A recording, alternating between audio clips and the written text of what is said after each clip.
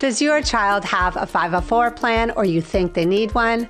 Then you've come to the right place. When you go to a 504 meeting at your child's school, they're going to talk a lot about policies and provisions. But did they give you the instructions or directions? Probably not. That's why inside this video, I'm going to show you the 5 things you must and must not do to get your child the best 504 for their needs. Hey, what's up? I'm April Rarig, your special education advocate and school psychologist to make IEPs and 504 plans so much easier. If you're new here, go ahead and click on that subscribe button to get more videos like this in your inbox, and check us out on Instagram at Rise Ed Advocacy. Here's what you need to know. A 504 plan is a civil rights protection under Section 504 of the Rehabilitation Act. What is a 504 plan? A 504 is going to protect students by supporting them and removing barriers. What am I talking about? I'm talking about equal access and not preferred treatment for your child. How can your child qualify for a 504 plan? They need to exhibit a mental or physical impairment that substantially limits one or more major life activity. Here's the truth, pro tip. Many 504 plans are vague, they're cut and pasted, and they're not enforceable because of how they're written. That's exactly why you want to make your 504 meetings more productive. Make sure to grab our first free guide that gives you 7 tips for a more successful meeting so you can walk into your child's next 504 meeting like a pro. Grab the link below. So now you know what is a 504 plan and a little bit more when it comes to eligibility. Let's talk about the 5 things you must do to get a strong 504 for your child. Number 1, you need specific and measurable accommodations. What am I talking about? You don't want your school to offer accommodations that are vague or unmeasurable, like, oh, we're going to give extended time as needed. Oh, we're going to offer bathroom access based on teacher discretion. All of these terms are not measurable and are going to be judged or offered by your school and not based on your child's actual learning needs. This is why you want to check out our entire playlist that talks about what is a 504 plan and how to prepare with tons of tools and supports that walk you through the entire process. Grab that link below. Number 2, accommodations must be connected to your child's disability. What am I saying? I'm saying that the 504 evaluation needs to form the blueprint or baseline of your child's education plan. Case in point, your child has ADHD.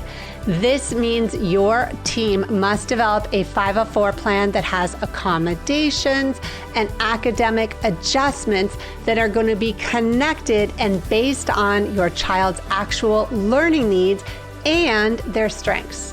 Here's another example. If your child has migraines, then in this case, you want the education plan to specifically target those health needs and provide the medically necessary academic or adjustments that are going to be appropriate based on your child's unique learning needs specific to that disability. What am I saying? Pro tip, your school must document what they are changing in your child's education plan and how will this remediate their unique learning needs. Number 3, clear implementation documentation. What am I talking about? This is where most 504 plans fall apart. Schools must document who will implement the plan, when will services and instructional methodology be implemented, and most importantly, how will schools be notified. This also means, pro tip, that as parents, you're supposed to be getting written notification of your child's education plan. What am I talking about? I'm talking about that your child's 504 needs to be inside their educational record, and you can get a copy. So let me ask you, the last time that you went to a 504 meeting, what did you bring with you? If you've been to a 504 meeting, you know that so many other people at the table have tons of paperwork, but everyone has it except for you. It's time to change it. That's exactly why I want you to check out my 504 and IEP meeting toolkit. Inside my digital guide, I have tons of tools and tips when it comes to accommodations, academic adjustments, a prompt hierarchy, spelling out all the tools and resources that you need, whether you're in an IEP or a 504 meeting, so you can show up and advocate like a pro. Make sure to grab that link in the description box below. Number 4, data-based decision making. What am I talking about?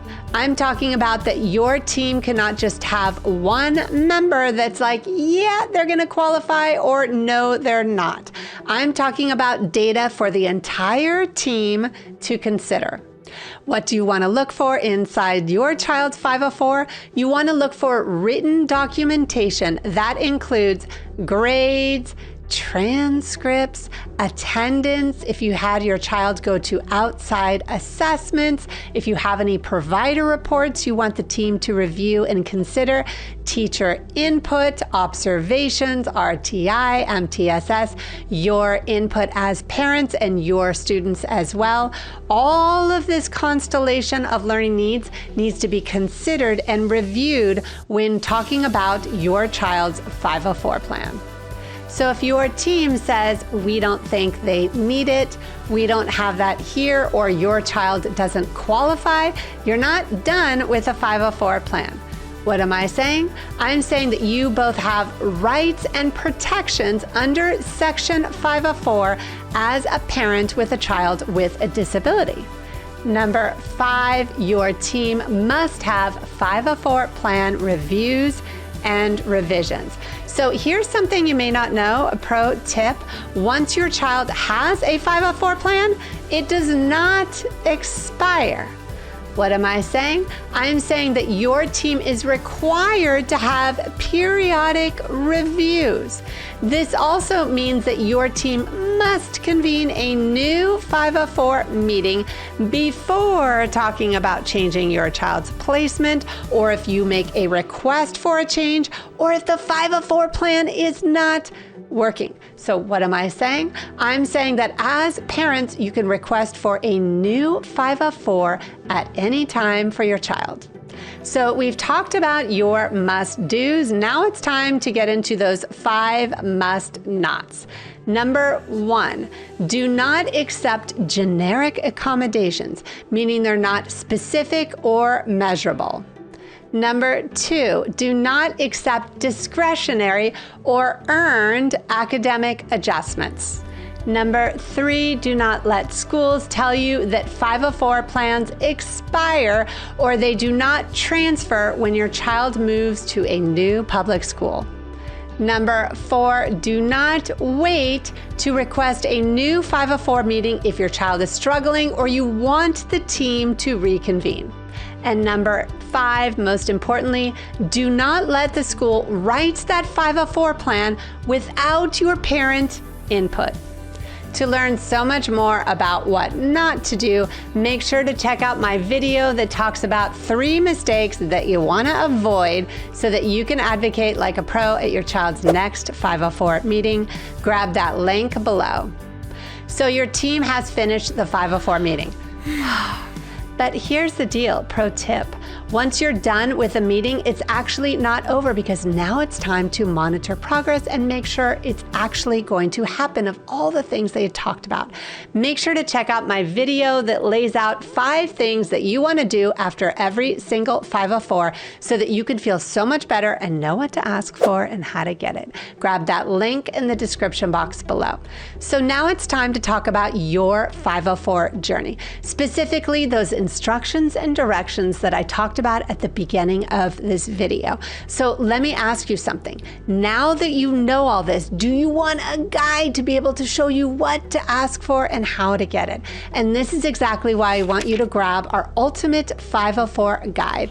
Our digital guide is almost 40 pages in length and lays out everything that you could ever know about 504s, from discipline, services plans, how to transfer your child's 504 to college, how to understand the nuances between IEPs and 504 plans, how to request meetings, fillable templates. Oh my goodness.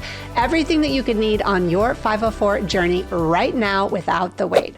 Make sure to grab that link in the description box below. So now you know so much more when it comes to 504 plans, specifically all those 5 must and must nots so that you can advocate like a pro. Do you have a question? Make sure to put it in the link in the description box below. Do you want me to do more videos or expand on more what I've talked about? Put it there too. Like and subscribe to get more videos like this in your inbox, and check us out on Instagram at Advocacy. Grab all those links below so that you can get the tools and the resources to feel so much better at the 504 table. I'm April Rarig, your special education advocate and school psych. I can't wait to see you for our next video.